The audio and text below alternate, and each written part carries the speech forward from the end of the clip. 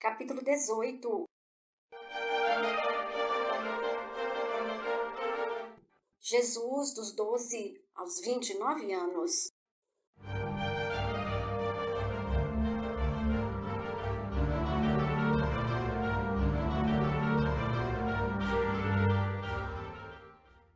Conta-nos Miramês que Nazaré estava cada vez mais tumultuada de estrangeiros, o que para a família de Jesus estava quase insuportável. O menino crescia e já tinha mais liberdade de sair. Quando conversava, todos se admiravam de sua sabedoria, porque dominava todos os assuntos, em especial a lei e as interpretações das sagradas letras, enciumando os sacerdotes. E Maria, sempre confiando no poder de Deus, tudo fazia para ajudar ao filho. O menino trabalhava com o pai e o assunto de suas conversas era quase sempre referidos ao Torá. O menino não aceitava certas interpretações que os sacerdotes davam ao povo. E foi nesse interim que os essênios, em se reunindo na casa de Maria e José, decidiram-se por levar Jesus para os templos da fraternidade, sendo ele transferido de vez em quando para locais diferentes, até que o pai o chamasse para o seu trabalho de semeadura da boa nova do reino. É quando Maria o interroga sobre a decisão de levá-lo primeiramente ao Monte Carmelo, e o menino, sentado em um tosco banco que ele mesmo fizera junto a seu pai, responde, tomando nova feição, como se o próprio Deus falasse por seu intermédio, falando-lhes que estava consciente de seu dever perante a humanidade e que iria sim, porém deveria antes visitar o grande templo de Jerusalém, pois era época da festa da Páscoa, sendo tal visita um compromisso que tinha com sua consciência. Miramês nos informa que neste momento estavam presentes os ceareiros do bem e as 3 respeitáveis entidades que sempre se postavam junto a ele.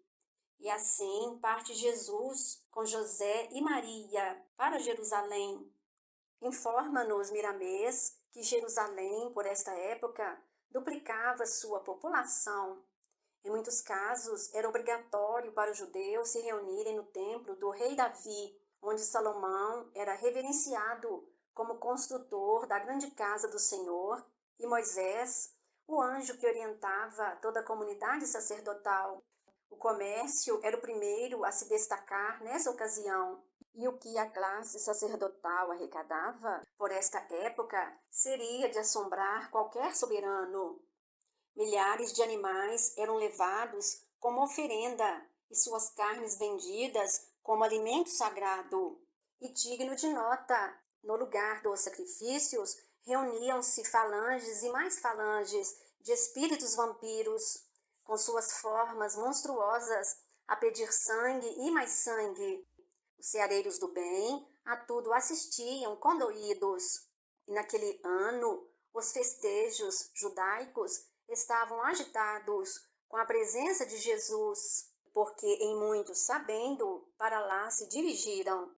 E em determinado momento, Jesus, já com 12 anos, encontrou-se com os sacerdotes, conforme está no Evangelho de Lucas, capítulo 2, versículos 41 e 42. Se inteirando ali Jesus do quanto o povo era expoliado.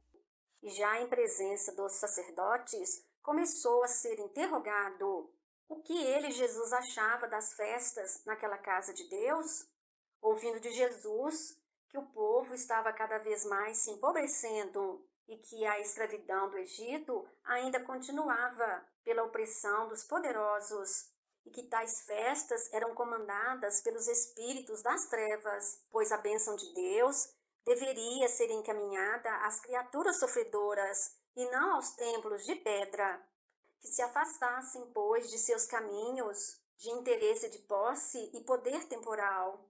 Começando aí Jesus a irritar os sacerdotes, que de novo questionaram a cobrança do dízimo que ocorria desde os seus ancestrais era errado?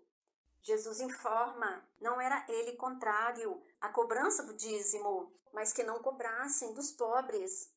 Não viera, pois, destruir a lei, e sim adaptá-la, ampliá-la, e que se esperavam o Messias que compactuasse com eles, ele não era. E um terceiro agente do templo fez nova inquirição. O que faria Jesus para efetivar tais mudanças? Ao que Jesus disse que velhos hábitos deveriam levar um bom tempo para serem modificados, porém que tudo se movimentava e se transformava na vida, não obedecendo à ilusão dos homens de poder, que refletissem, continuariam eles para sempre dormindo em cama quente e não cedendo lugar aos que padeciam de frio, alertando-os de que Moisés não possuía palácios, prata ou ouro, comendo pão de cada dia com o seu esforço. E eles, os sacerdotes, que faziam? Vivendo às expensas do dízimo? O dízimo não deveria ser para eles, e sim para as viúvas, órfãos, crianças e velhos sem recursos. E um quarto sacerdote raivoso questiona Jesus: deveria então desaparecer a classe sacerdotal? Se tivessem que trabalhar para se manterem, quem cuidaria da fé do povo? E Jesus os questiona: qual o verdadeiro dever do pastor? Deveriam existir, sim, os sacerdotes, porém que modificassem suas atitudes e buscassem trocar de posição com os sofredores, os pobres, com aqueles que trabalham de sol a sol para experimentarem o que padeciam. E outro sacerdote retrucou em seguida: como vamos deixar de receber ordens da direção maior do nosso templo para ouvir uma criança que ainda não cresceu, que desconhece a vida e não pode ser ela mesma por lhe faltar idade? E Jesus responde sem se perturbar, falando com ponderação, de que sua idade era a idade do mundo, mas que na realidade sua idade era a do céu, e que antes de vir já conhecia todas as leis, e que tudo o que falava ouvira da parte de Deus, e que era completamente livre, não precisando das dádivas do templo, nem de acordo com políticos, terminando ainda por dizer: a criança que vos fala, fala com a sabedoria daquele que tudo fez. Então os sacerdotes se puseram furiosos, enquanto saía Jesus, seguido pela multidão, tendo a cobertura dos essênios, que o levaram a um lugar desconhecido. E conforme nos narra o Evangelho, José e Maria estavam à sua procura, e o encontraram em casa de um sacerdote essênio. E tal casa estava cercada pelos ceareiros do bem. E quando de volta a Nazaré, Jesus foi levado ao Monte Carmelo. E passados muitos anos, Jesus desejou falar aos essênios de várias comunidades. E tal encontro se deu no Monte Nebo, ao lado do Mar Morto, falando-lhes de maneira admirável e tocante, como nos evangelhos. E Miramês termina este capítulo com a fala de Jesus: confiai no que digo, porque o Senhor fala por mim. A seara é grande, ide trabalhar, que estarei convosco, curando enfermos, levantando caídos e matando a sede dos sedentos, consolando os tristes e levando paz para os desesperados. Aquele que crer em Deus e em mim será ajudado.